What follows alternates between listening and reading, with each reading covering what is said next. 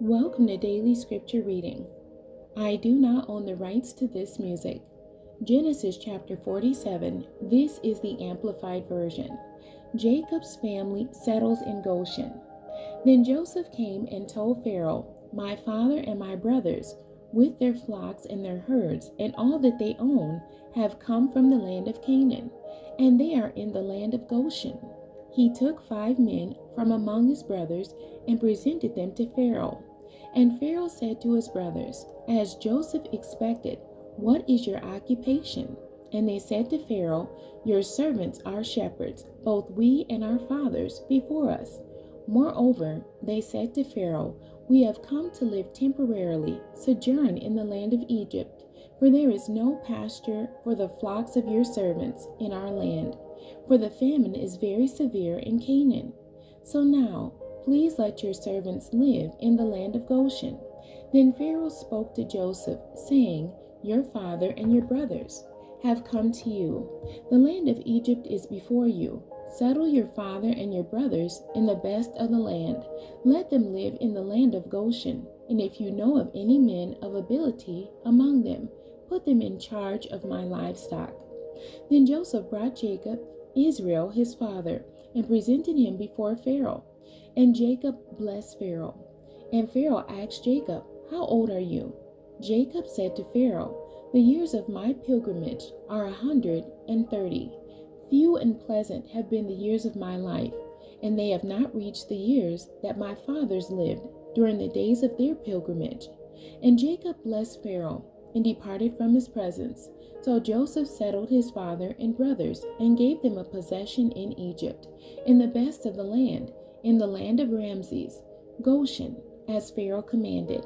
Joseph provided and supplied his father and his brothers and all his father's household with food, according to the needs of their children.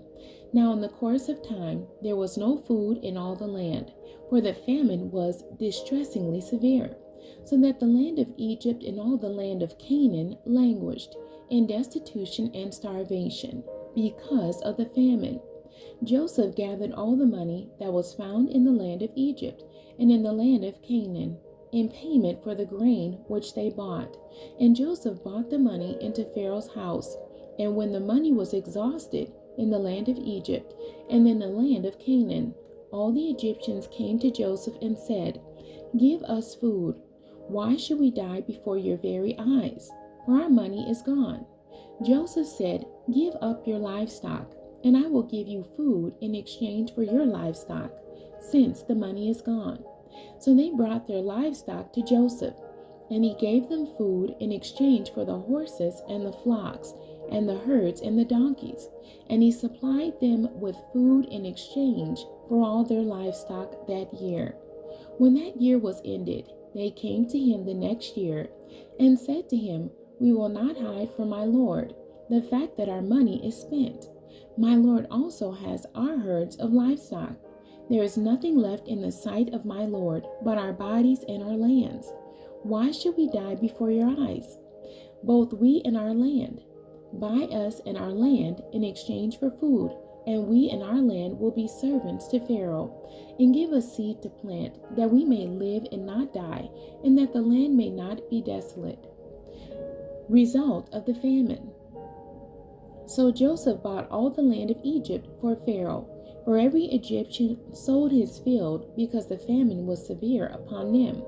So the land became Pharaoh's, and as for the people, he relocated them temporarily to cities from one end of Egypt's border to the other. Only the land of the priest he did not buy, for the priest had an allotment from Pharaoh, and they lived on the amount which Pharaoh gave them. So they did not sell their land.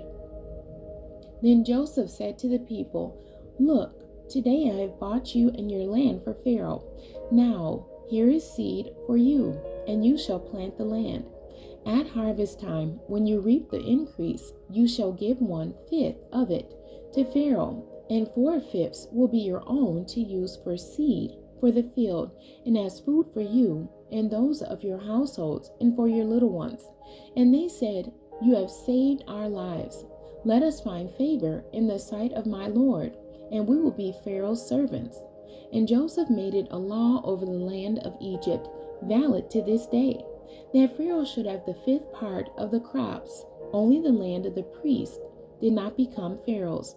Now the people of Israel lived in the country of Egypt, in the land of Goshen, and they gained possessions and acquired property there, and were fruitful and multiplied greatly. And Jacob lived in the land of Egypt 17 years. So the length of Jacob's life was 147 years. And when the time drew near for Israel to die, he called his son Joseph and said to him, "If now I have found favor in your sight, please put your hand under my thigh and promise to deal loyally and faithfully with me. Please do not bury me in Egypt, but when I lie down with my fathers in death, you will carry me out of Egypt and bury me in their burial place at Hebron in the cave of Machpelah."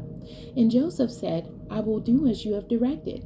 Then he said, "Swear to me that you will do it." So he swore to him.